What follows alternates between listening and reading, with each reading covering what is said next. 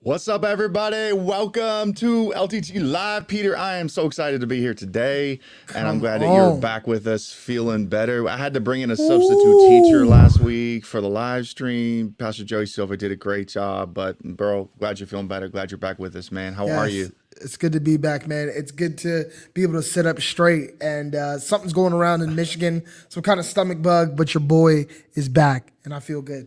Let's go. Let's go. Yeah. Hey, we see a bunch of you already logging on. Do us a favor and just go ahead and drop in the chat right now, who you are, where you're watching from. We want to give you a shout out, and we'll also throw you up here on the stream as well. So, Tim Gruber, I see you there. Karis, I see you out there watching. We're just glad so many of you are joining us. Welcome to LTG Live. It's your first time. Peter and I are here every week Thursday at 11. Sometimes that changes, but almost every week Thursday at 11, interviewing another great guest, talking youth ministry, talking leadership, helping resource you and helping you grow your ministry. So, Peter, we're glad that you're here, man. We're glad that our fans and friends are here too. So this is great. It's just good to see your face again. So how's your family doing? Man, they are doing great. Everyone is feeling well, and that's what's important right now. We're transitioning into spring. People, it's warm in Michigan. God's on the Let's move. go. Let's We've been go. like, like 4 days in a Listen, row of 60 degrees, bro. it was like 60 here in Pittsburgh yesterday, and I think again today. So I'm happy. I'm a happy dude. So I see you, Cassie. I see you, Trevor. Ricky, what's up? So many of you are here. This is good. You're gonna love this topic today. You should go ahead and tag a friend right now, share the post, click the like button, all that stuff. Spread the word because in just a moment we're gonna introduce our guest for today. Wanted to let you know what we're gonna be doing next week, though, real quick. We're kind of stepping outside just for 1 week of the type of guests we normally have. And next week, I have a personal friend of mine and my wife's, Tony McFadden. God is raising her up to be an incredible voice in the pro-life movement. Her husband is a director for Teen Challenge International in Reading, Pennsylvania. And so Tony has a powerful message, a powerful personal story and testimony. And so you're going to want to check that out. It's going to be really good. Peter, you're going to love next week's interview. Excited, It's, man. it's, this is Yeah. going to be awesome. Yeah, it's going to be really great. Reggie, Nathan, there's so many of you. Arkansas, let's go. Awesome, really, really good. So let's introduce our guest today. We are so glad to be joined by a new friend of the Lead the Gen fam. Steve John has experience in youth ministry and marketing and also works with youthpastor.co. Steve, welcome to LTG Live. We're glad you're here. Hey guys, Woo! thanks for having me. Excited to be a part, a long time listener, first time like being on the show. Dude, it Let's looks go, like you're a man. Let's veteran. You go. got the plant in the background. The ambiance is perfect. Hey, this is the best I could do to step up to at least what Aaron has. Aaron's on a Yeah. whole nother level, so I'm just You like, see the can I just lights? throw a plant back here? Something. Listen, you got to make this work up here, guys. You got to make this work. Like there's, you know what, Steve? I told myself this morning I need to wear a really cool hat today because Steve John always wears cool hats. And today, sorry, I don't know. You forgot. You're trying to rub it in, aren't you? You're trying to make me feel bad, aren't you? No, to be honest with you, I just got a fresh cut, so that's why I was like, you know what? Why should I cover it up with a cap? Let's go. Let me just show it off. Come All on. right. I like that. I love it.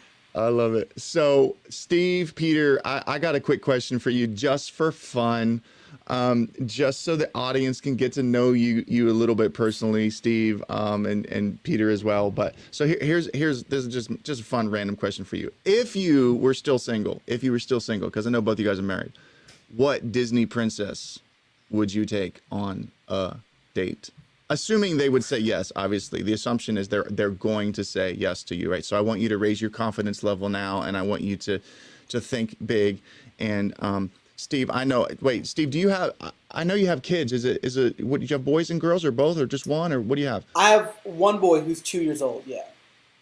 One boy. Okay. So should you become a girl dad, the question becomes even more important for you. So in one way, I'm helping Peter out because he is a girl dad. In Yeah. another way, Steve, I'm speaking to your future and potential here. Yeah. Go ahead, Peter. Tell me what you think. Disney princess. You're stumped. You usually have a quick answer for my questions, Peter. Like this one's Yeah, hard. this one is difficult. It's very challenging because Is your wife on the other side? Is your wife on the other side of your webcam right oh now? no Is no that what's no happening no here? she's not. Okay. She's like she's not here. I think I'm gonna have to go with Elsa. Really? Yeah, I'm gonna Okay. have to go with Elsa. Okay. You know, like I like slushies, and she's frozen. You know what I mean? So like the ability to not, you know what I'm saying? Like I don't have to think about, like she could just make me a slushie. You know that's amazing. You made that You're work. special. You made that work. Reggie's saying Jasmine from Atlanta. From not He Atlanta, from said that way Atlanta. My too bad. quick. You know what I Reggie. mean? He's been thinking about this. It's weird, Reg. Yeah. Hey, Quentin, I'm with Quentin Reggie and says Quentin. same thing. It's Jasmine. Yeah. Steve, Yeah. So who you got? I'm the same, man. I got to go with Jasmine. I've had a crush on her since I was in elementary school. And so I use that as a pickup line to get my wife. I said, hey, babe, if you're with me, I can show you a whole new world. You know what I'm saying? So that's. Come on. That's Over. the juice right there. TG Live Hey, is that's how I over. got We're her. done already. That's your digital strategy right there. Great pickup lines. That's so good. Wow. That's amazing.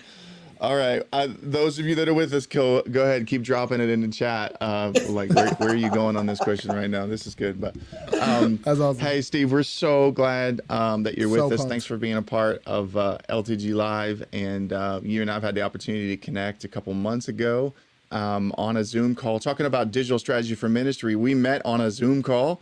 Like one of those random Zoom calls you get invited to, and there's a bunch of people there and a bunch of faces that you don't know, and then the little chat pops up in Zoom, and it's like, hey, I'm Steve, I'd love to connect, and I'm like, I know who you are, I want to connect too, and so interesting how that works, and so we're going to jump into this topic, digital strategies to grow your ministry. Before we do that, Steve, just give everybody, especially those of you that don't know you and they're not, connected with you, maybe they're not connected with youthpastor.co and some of the different things that you have done and are doing in ministry. Give everyone a little background, little family ministry background, your business that you run on marketing, some things like that, and help give us a little bit of context. Yeah, so just to give you my testimony in short is I died 3 times in my mother's womb. The umbilical cord was wrapped around my neck and I flatlined. And so the doctors told my dad, hey, there's no way to save your son and your wife at the same time. It's too complicated of a delivery. You got to pick which one do you want them to live, basically. Is it your wife or your unborn son? And so my dad said, you know what, I'm going to choose to stand with the promise that God's given me, which is a family. And I'm not going to walk out of here without my family. And so immediately my mom said, I feel like I'm going to go to the restroom. The doctor said, no, that's an opportune time for this delivery to happen. So let's deliver the baby quickly. And so miraculously, I'm still here by God's grace. My mom's okay. And then on my first birthday, the apartment that we live in catches on fire. Everything that we have burns to the ground. Miraculously, I was not in there. I was saved from that. 7 years old, I fall into a pool, don't know how to swim, and went to the depths of the pool. Someone realized I was nowhere to be found. She found my lifeless body at the bottom of the pool, brought me up, resuscitated me back to life. And then at age 14, I was supposed to go on a youth camp trip with my youth group. And at the last minute, I decided not to go. I had paid my deposit and payments to go. And I decided, you know what, let me go to summer school instead of summer camp. I don't know what I was thinking. I was thinking, I would get some credits and graduate early. And so I told my youth pastor, hey, I'm not going to go with you guys. I'll catch up with you guys when y'all come back. And he said, man, we still have room for you. Come on, join us. You can do summer school later whenever we get back. I said, no, don't worry about that. The next day, my youth group leaves to go to summer camp. The bus driver was high on cocaine and didn't sleep for the past 36 hours. He fell asleep while driving. And while he was driving, he swerved into a pillar under a bridge. Four of my friends instantly died. 2 of them were ejected out of the windshield, and 2 of them were smashed by the impact in between the seats. And I was supposed to be on that bus, but 24 hours before that, I made that decision not to go. So I saw God's hand on my life through all of these things, and I knew that God had called me to be, different, and it just passionate. So I've always had a passion because all these things had happened while I was a teenager or a young person. So I've always had a passion for the next generation. And so growing up, I was able to be, I'm a PK, my dad's a pastor, so I was always brought up in the church. But, Let's go. yeah. And so, we got involved into a church at a town here in Texas. This is a pretty small town when we first joined. The biggest thing was they had just opened up a Walmart, and so that was the biggest thing in the town to show you how small it was. And so, luckily, I was brought on board on staff at the church to do graphic design, and like I was just a young guy, so I was leading worship, and basically I was thrown into anything that had needed volunteers. Right? I remember even volunteering for the women's ministry at one point. So I was all throughout all these different ministries. And so, around 22 years old, I got thrown into the youth ministry. And so I loved it, and I fell in love with the youth ministry. I had, previously worked as an intern for youth ministry and leaders, like a small group leader, but never the youth pastor. And then I fell in love with it. So when I started, I had 9 students, and then by the time I had stepped off as staff, our events were attracting over 300 students. And so God really blessed us and grew that ministry. And a lot of other youth pastors were asking us, hey, what's going on? What are you doing? And so I really felt God calling me to step out in 2018 to equip the Capital C Church. And so I had a great conversation with my pastor, and I said, I need to do this. So I had this idea in 2018 to do a virtual conference. And so I said, instead of having people go to a conference, why don't we bring the conference to them? And so I reached out to a couple of my friends. 2019, we did it. I had no organization, no denomination, no company backing me or anything. It was just me and a word from God. And we had 1,100 people show up for the first conference from 7 different countries. It's amazing. And then that caught the attention of Youth Pastor Co. And my friend Daniel approached me. He said, bro, what if we did this together? I watched what you did last year. I think we can do something really special if we join forces. I said, bro, I would love to join forces with anybody because I would not want to do this alone again. And so we joined forces last year. We saw over 6,400 attendees from 54 different countries. And this year we just announced we have Hillsong College leading worship, Peter Toggs from Hillsong. We have Tim Summers from Elevation, Vince Parker from Life Church. We have so many different youth pastors. Basically, my heart is to equip the church. No matter your budget, no matter the size of your town, does not limit the size of the impact that you can make in your community. Yeah, that's awesome. That's amazing, man. It's so good. And I remember that first year that you did your digital conference, and I remember thinking like, wow, you're thinking like so far ahead. Like, yeah, you were really one of the pioneers in this idea of doing online conferences. And now to see where it's grown over the last couple of years. I just registered for Youth Pastors, youthpastor.co's conference, within seconds of that email coming out, and because it looks amazing. And here at Lead the Gen, Peter, you and I, we got a conference of our own coming up that we'll kick off here and announce in a little bit. But we're kingdom minded, and so we love to partner. And we love to be inspired by those that are doing it well. And Steve, you're obviously doing it well. And so we're grateful for you to jump on LDG Live today and excited to have this conversation. So, Peter, let me kick it to you, and I'll just let you kind of start the interview process here, diving into our topic with Steve on digital strategies to grow your ministry. Again, if you're new to LTG Live, thanks for joining us. It's a live stream first. It turns into a podcast after the fact, and you can always listen to it live and ask your questions, drop comments. As we're going through the interview with Steve here, you can also grab us on the podcast, rate it, review it, subscribe, all that kind of good stuff. We are going to drop a link in the chat a couple times throughout the show today for youthpastor.co's conference, and if you haven't registered, it's free. Right, so go ahead and click on the link, and you can be a part, and it's going to be an exciting. But Peter, let's jump in. Let's learn something from Steve today. Steve, that's so awesome, man. Really excited. I'm gonna register as soon as we get off of this podcast. It sounds incredible. What would you say that? Okay, so I'm thinking through the context of a local youth pastor trying to do their best to reach their city. What do they need to be doing online? That a lot of maybe you see some people are doing it, some people aren't. What are maybe like 2 or 3 things that you're like, hey, this needs to be happening digitally for you to reach your community? Yeah, I think one thing that people need to think about is, for example, when we talk about Zoom, because I know a lot of people jumped in on Zoom to do their services and stuff. Zoom should not be considered a replacement for your ministry. It should be considered a supplement for your ministry. Yeah. Ministry really is more about reaching individually, one-on-one, getting in their world. So whenever I was a youth pastor, I was all about encouraging our leaders about, it's not just good enough to show up on a Wednesday night and lead them in small group, but throughout the week, are you going to their band concert or the football games and just really being in their world? So for context, in a digital world, how involved are you personally in their lives? And then I think in return, you'll see more of an engagement on Zoom. A lot of times, I feel like youth pastors are in this trap of, well, let's just throw up a Zoom link and just have everybody attend. We'll just do a Bible study on Zoom. I think there's different ways to think about Zoom or approach Zoom to be engaging, instead of just preaching to them. I think having a conversation with your students and having your students feel validated, feeling like they have a voice, and if they have questions, they can ask those questions.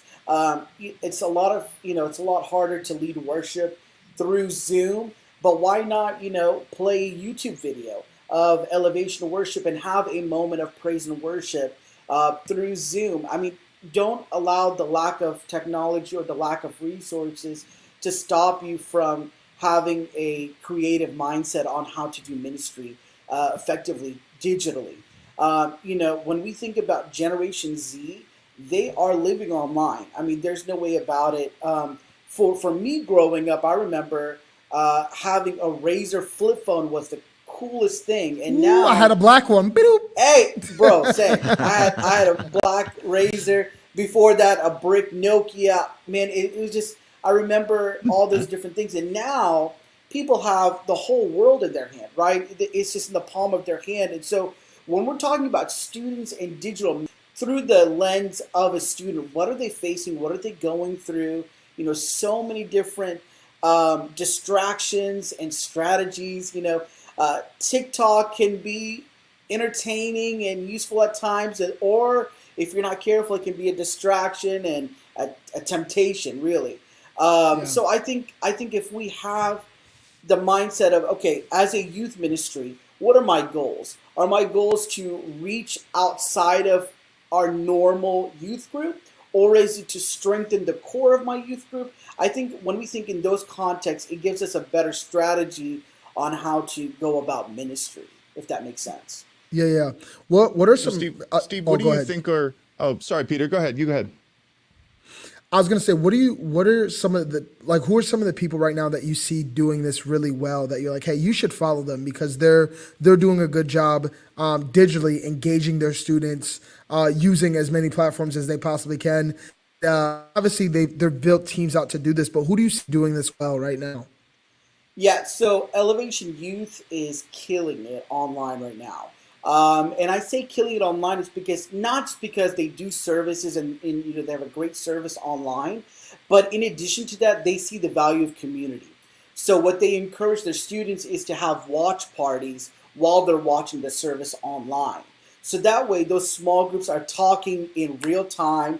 They're being, engaged through their Zoom conversations, or if they're, having a FaceTime chat on their phones, they're talking in real time about, oh my goodness, that point was so good. I love that. Or, it just has that church community feel in a digital space. And also what I love that Elevation is doing is they're getting into the gaming atmosphere of Twitch.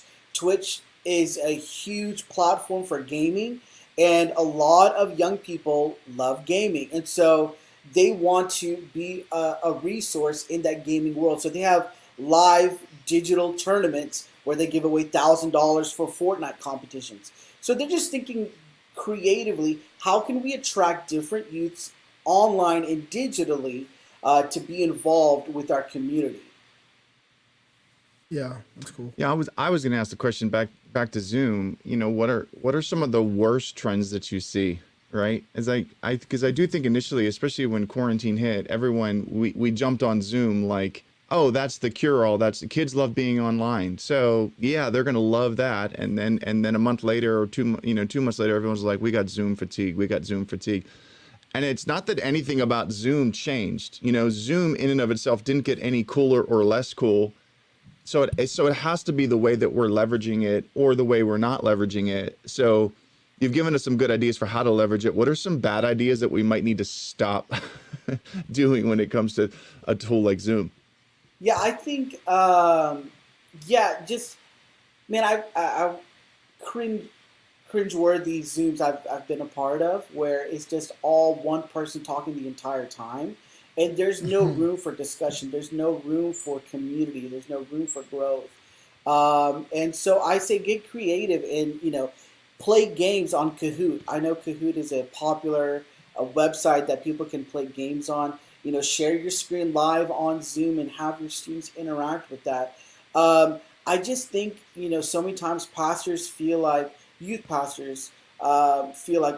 if I do the same thing that I do live in person, I would get the same results. Well, no, you don't, because the attention span of someone digitally is a lot shorter. It's a lot quicker. Think about it. We're fighting different notifications that are coming on our phones and on our emails and different platforms that we're trying to fight against.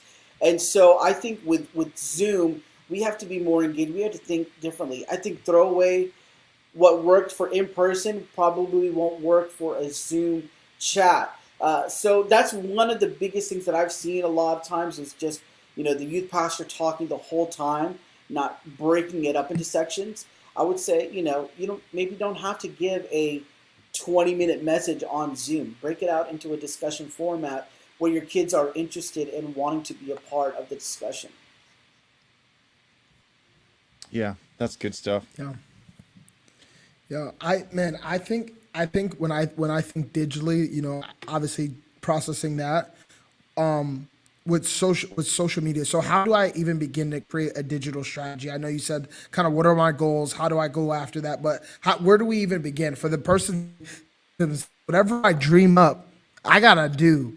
You know what I mean? Like whatever I can come up with right now, I have to do. So how do I create a simple digital strategy moving forward? Yeah, so to attract people to come and be a part of your digital community, whether it's through Zoom or through another platform, one thing that we found effective was, through Instagram. Instagram, not only are you posting pictures, I think the perspective of Instagram should change. It's not just us blasting all this announcements. Hey, join us for this. It's more engaging. Hey, let's talk about the Oprah interview that happened with, Prince Harry and Meghan. What do you think about that? Is there racial tension? Get a conversation going on social media, because what will happen is the more engagement that you get on, especially on Instagram, the more that picture would show up on different people's explore pages, which would cause your reach to be so much further. Also use geotags. Tag a location. Tag the local high school that is near you or that you have a lot of pull with. Tag them so that way if anybody goes and taps that location, they see your post within those tags. And so I think a lot of people, if they utilize social media correctly, you could use up to 30 different hashtags. So use hashtags that are location specific, that are subject specific, that would cause engagement. And I think because Gen Z now will check you out before they decide to hop onto your digital service, whatever the case may be. So you want to make sure that you have a good overall first impression. You want to make sure that you are giving them, hey, this seems interesting. Let's talk about that. And I would love to be a part of that. And so, yeah. I think just different strategies like that would be brilliant. So I got a question for you, Steve, about adapting communication styles because you talked about that a little bit, and then even Karis, who's watching today, she commented about students, getting tired of being talked to virtually, because so many kids are in a school all day long, right? And so she says I think students are tired of being talked to virtually. Some are getting that every day for school. As a school social worker, I'm constantly trying to mix things up to keep students engaged virtually. A training I attended said you have to ask a question, add a game, or break up the discussion in some way every 7 minutes to keep students engaged. So, how, Steve, add to that list, like what are some ways that we as youth pastors need to adapt our communication style to an online platform, however you're using it, whether you're doing Zoom, whether you're doing Insta Live, Facebook streams, or whatever it is. I'd just love to get your thoughts on that. Yeah, I think especially when we're talking about Zoom, I think one great thing is while you're talking, I think it'd be great, while you're talking, you just say, okay, everybody, stop. The first person that can bring me a receipt from Walmart wins a $10 gift card to, Starbucks or whatever the case. You're getting the students to get up out of their seats, get their blood pumping, flowing, running around the house, looking for a receipt like a scavenger hunt. And that's in the middle of your message. That's in the middle of your talk. Why? Because you want students to be engaged and not tune you out. So if there's different, handles or different different ways you can get the students engaged, I think that'd be awesome. Just like Kara said, this is what I was talking about. Instead of just doing the typical norm, let me preach to these students and they're going to hear from it. And then, we'll say, okay, do you guys have any questions? No, break up your format into bite-sized, teachable or discussion questions where, hey, let's talk about this for a few minutes. And I just want to hear your thoughts. What do you think? Because more importantly than just preaching, I think listening does so much for youth pastors to figure out where their students are spiritually and what do they need to focus on when they preach or when they teach. So I think out of those questions that you hear from your students, you'll understand, okay, wow, this person has, a question on suicide. I really need to talk about, anxiety or doubt. And so you take that idea, and this is what I would do. Take that idea, I would make a YouTube video. Hey, let's talk about anxiety. Let's talk about, depression or thoughts of suicide.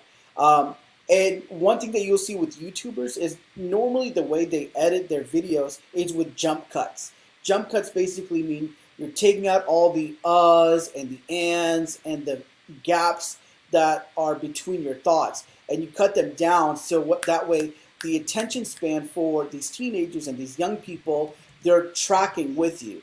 And so when you have a video based on a question that someone asked, guess what? Your students are going to most likely send that video to other friends. Yo, you would not believe what we just talked about. Hey, check out my youth pastor. He just made a YouTube video about it. And I would say even give your students some opportunities to be a part of that YouTube channel. You can do a POV, a perspective of, or from a viewpoint of a kid going through virtual school, or living life in a coronavirus age, and just make that into a vlog and just say, you know what, once a week we're going to feature a different student. And I think students will want to be a part of that because they love exposure. Agreed. They love to have their face, in front of a camera or whatever the case may be. So I think if you make students a part of your digital strategy, they're going to be your biggest evangelist for not only your youth ministry, but for what God is doing in your ministry.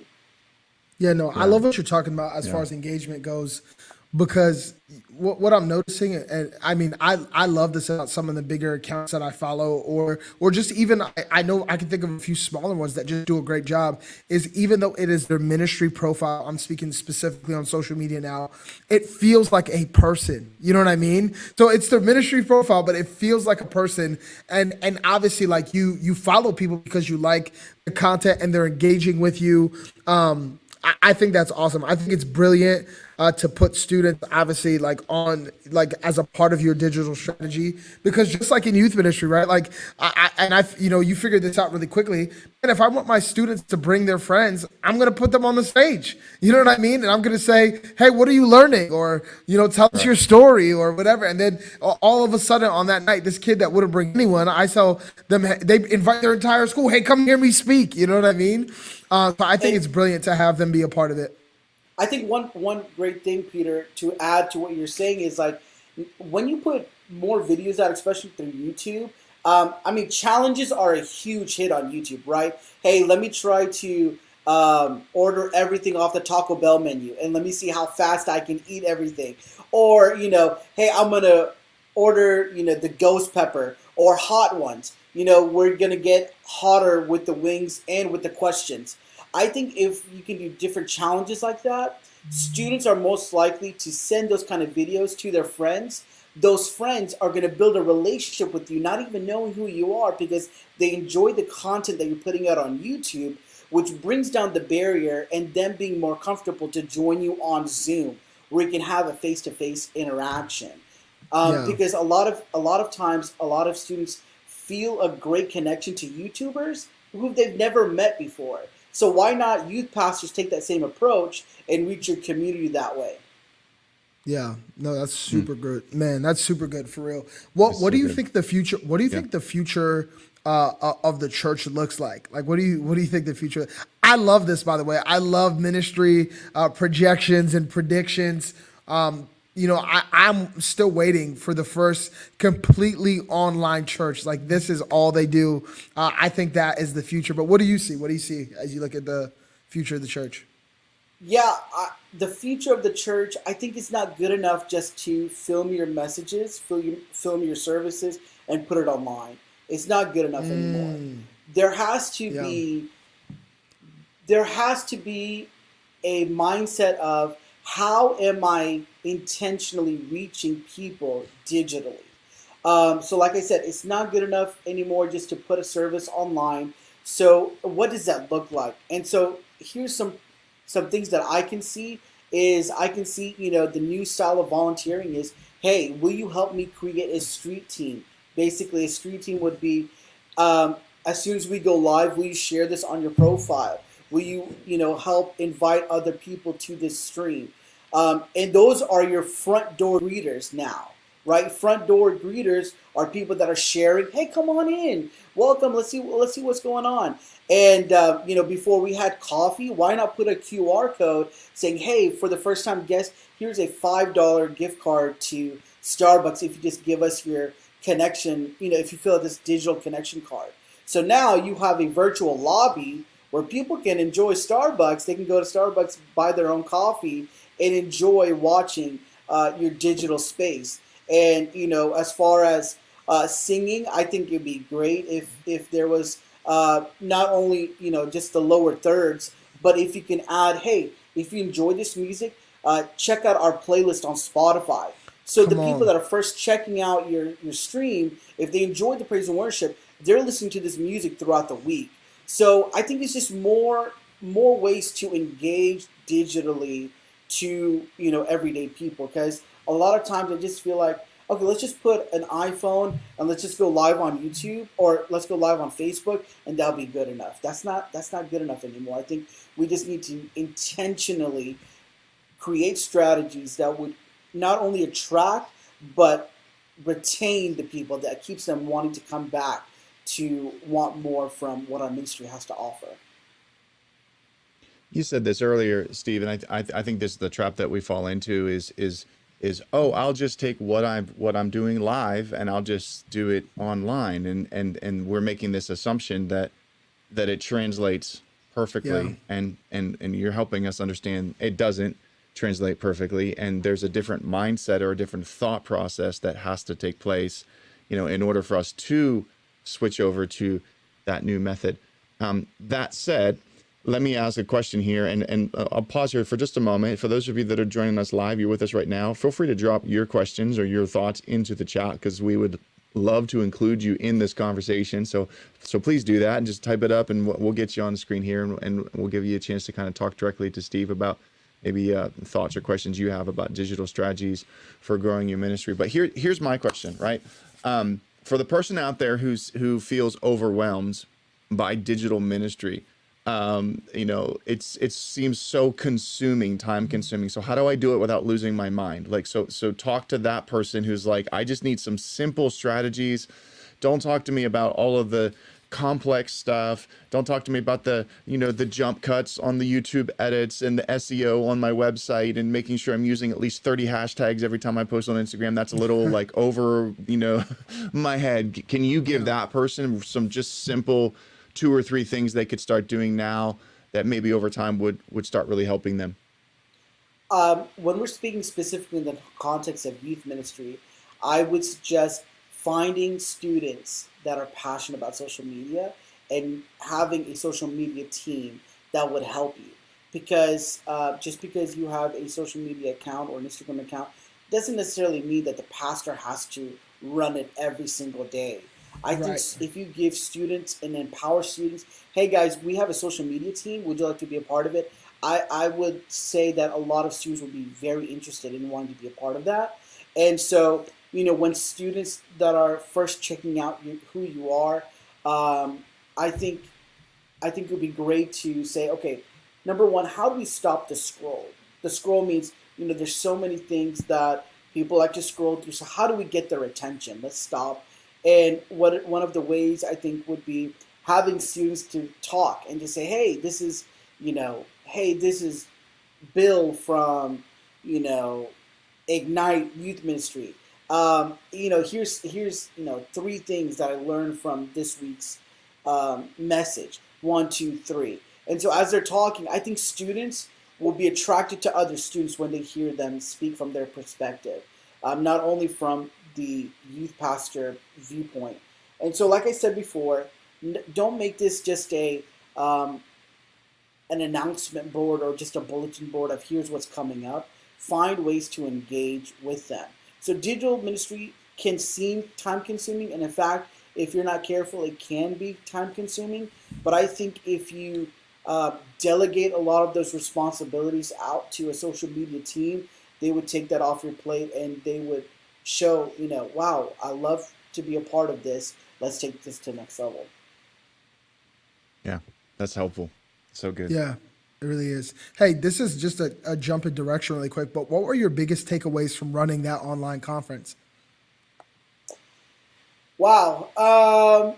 So 2020 showed me how far the church was behind the curve. And so I think it's time for the church to stop playing catch up and start innovating.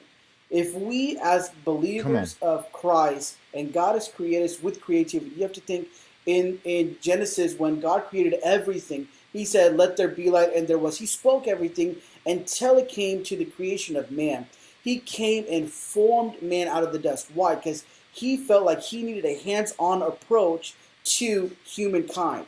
So same thing, when we're reaching other people digitally, we need to stop playing catch up and start innovating. Like you said, what does the future of the church look like? And let's figure out how we can start taking the lead instead of playing catch up. Let's lead the generation, right? And so I think there's some prophetic anointing in that for sure. Come on. I love that. That's like when they say the title of the movie in the movie. Oh, I love it. I love that. I knew I liked Steve John. I knew there was something about this guy the moment I met him. Absolutely. Hey, Steve, this has been such a helpful conversation.